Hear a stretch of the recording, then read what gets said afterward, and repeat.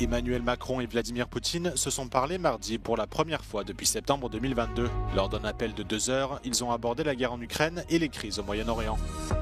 Le président américain Donald Trump annonce qu'Israël a accepté les conditions d'un cessez-le-feu de 60 jours à Gaza et exhorte le Hamas à l'accepter avant que la situation ne s'aggrave. Le Sénat américain adopte de justesse la grande et belle loi budgétaire de Donald Trump. Celle-ci prévoit des allègements fiscaux de centaines de milliards de dollars. Une première depuis septembre 2022. Emmanuel Macron a tenu mardi son premier appel téléphonique en 3 ans avec son homologue russe Vladimir Poutine. Durant cet appel qui a duré près de 2 heures, le président français a réitéré son soutien indéfectible à l'Ukraine face à l'invasion russe. Et il a exhorté Vladimir Poutine à ouvrir des négociations pour mettre fin au conflit. De son côté, le président russe accuse toujours l'Occident d'être directement responsable de la guerre en Ukraine, en ayant, selon lui, ignoré les intérêts sécuritaires de la Russie depuis des années. Il a également déclaré que tout accord de paix entre Moscou et Kiev devrait être global et à long terme, et se fonder sur ce qu'il a qualifié de nouvelles réalités territoriales. En réponse, le président français a souligné son soutien à la souveraineté de l'Ukraine et indiqué que seul Kiev peut décider de céder ou non des territoires. Si les divergences des deux dirigeants sur l'Ukraine semblent irréconciliables, ils ont en revanche trouvé un terrain d'entente sur le Moyen-Orient, affirmant que les crises dans la région doivent être résolues par la diplomatie. Appelant à un règlement durable du dossier nucléaire iranien, les deux hommes estiment que Téhéran doit se conformer urgemment à ses obligations au regard du traité de non-prolifération nucléaire. À ce titre, Emmanuel Macron estime que les inspecteurs de l'Agence de l'énergie atomique doivent être autorisés à reprendre leurs inspections sans délai. Les deux dirigeants ont convenu de poursuivre leurs discussions et de coordonner leurs efforts sur l'Iran.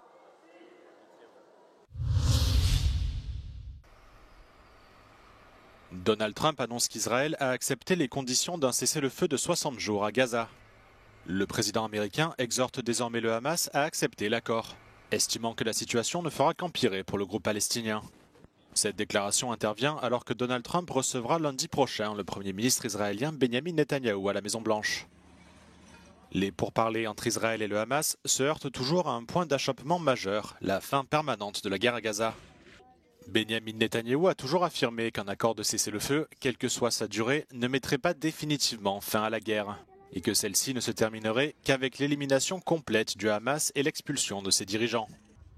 Une 50aine d'otages sont toujours détenus par le Hamas, dont moins de la moitié seraient encore en vie. Le groupe palestinien se dit prêt à tous les libérer en échange d'un retrait total des troupes israéliennes et de la fin durable de la guerre à Gaza, qui dure maintenant depuis 21 mois.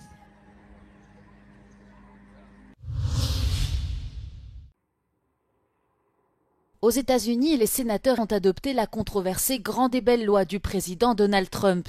Ce texte consacré aux allègements fiscaux et aux réductions des dépenses est passé après un vote décisif du vice-président J.D. Vance, alors que la Chambre haute du Congrès américain se trouvait dans une impasse en raison d'une résistance farouche des élus démocrates. On this vote, the yeas are 50, the nays are 50. The Senate being evenly divided, the Vice President votes in the affirmative. The bill as amended is passed. La majorité des désaccords portaient sur les réductions de budget à Medicaid, le programme d'assurance maladie américain. Une mesure inquiétante pour les démocrates et un certain nombre de législateurs républicains, car elle risque de priver des millions de personnes de soins médicaux au profit des classes les plus aisées. Because of this bill, tens of millions will lose health insurance. Millions of jobs will disappear. People will get sick and die. Kids will go hungry, and the debt will explode to levels we have never seen. All so that the billionaires and corporate special interests get a permanent tax break. This bill is so irredeemable that one Republican literally chose to retire rather than vote yes and decimate his own state.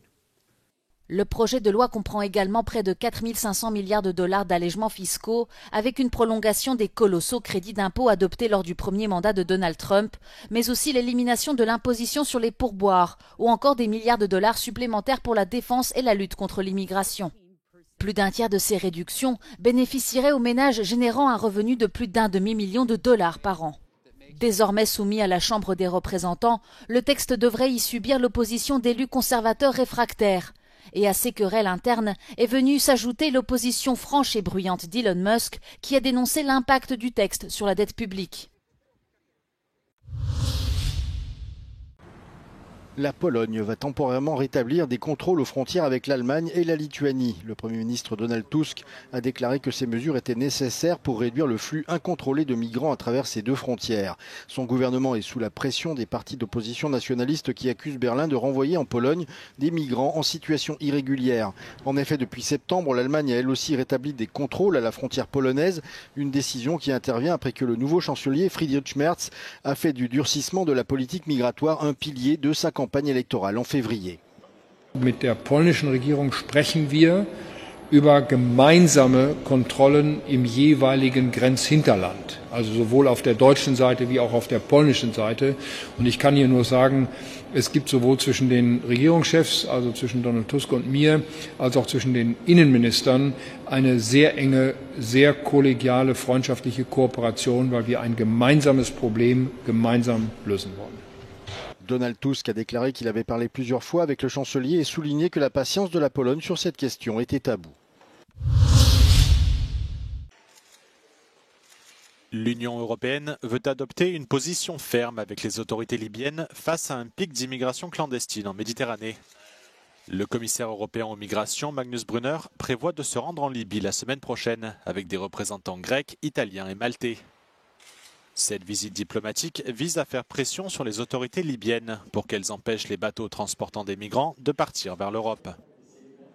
Magnus Brunner indique que la délégation rencontrera à la fois le gouvernement reconnu par les Nations Unies dans l'ouest du pays ainsi que l'autorité rivale dans l'est, dirigée par le chef de guerre Khalifa Haftar.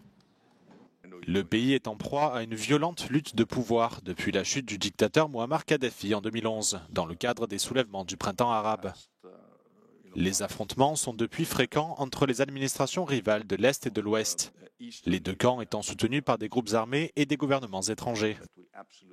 De graves violations des droits de l'homme, y compris des cas de torture, ont été largement documentés dans le pays.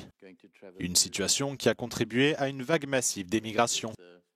Selon les Nations Unies, des dizaines de milliers de personnes traversent chaque année la Méditerranée depuis la Libye. Un voyage beaucoup plus dangereux que la route plus fréquemment utilisée entre la Turquie et les îles grecques voisines.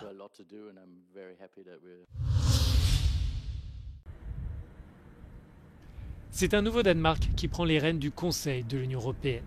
Face à la guerre en Ukraine, au désengagement américain en Europe et aux menaces proférées par Washington de s'emparer du Groenland, le royaume scandinave a opéré en quelques années 2 revirements politiques profonds. Tout d'abord, sur la sécurité. Copenhague en fait une priorité de sa présidence et compte pousser au développement des capacités de défense et au renforcement de l'industrie. Le Danemark devrait donc favoriser une augmentation des dépenses, une révolution puisque le pays refusait depuis 1993 de s'engager en matière de coopération dans la défense. So the sense of urgency which Denmark can convey, given its individual experience of having this 180-degree change from being very critical when it comes to EU in the area of security and defense and now being a front runner, gives them an added push when it comes to this issue. Le renversement est identique sur la question du budget européen. Le Danemark a longtemps fait partie du groupe des États membres surnommés les frugaux, autrement dit les tenants de l'orthodoxie budgétaire. Désormais, le gouvernement danois ne compte plus s'opposer à une augmentation du prochain cadre financier de l'Union, dont les discussions vont s'engager au cours du semestre.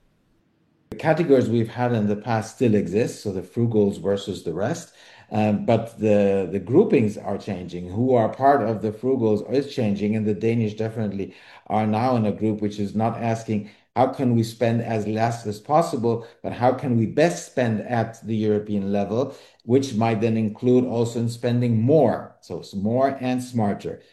La présidence danoise devrait aussi insister sur le renforcement de la compétitivité et poursuivre la transition climatique. Toutefois, le programme reste avant tout une feuille de route. La capacité d'une présidence du Conseil de l'Union à influer en profondeur le choix de ses partenaires a aussi des limites.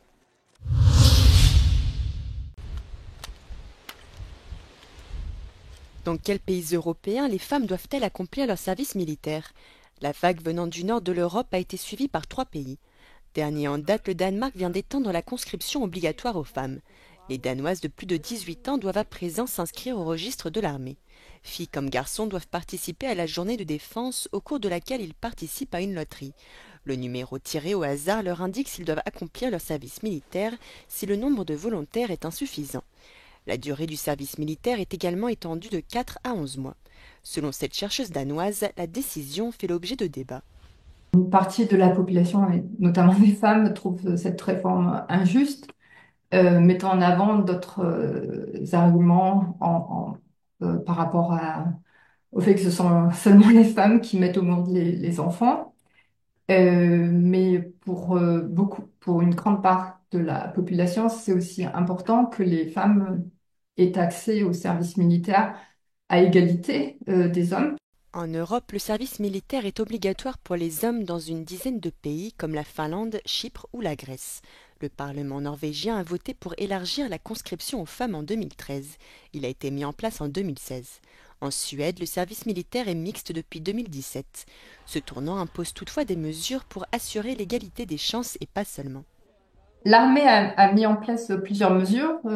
Ils vont d'abord essayer de voir quelle était l'étendue des problèmes par rapport aux harcèlements sexuels et à la discrimination des femmes au sein de l'armée.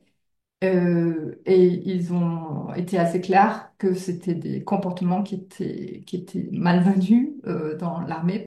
Des voix se sont également prononcées en faveur d'un service militaire universel en Lettonie et en Lituanie.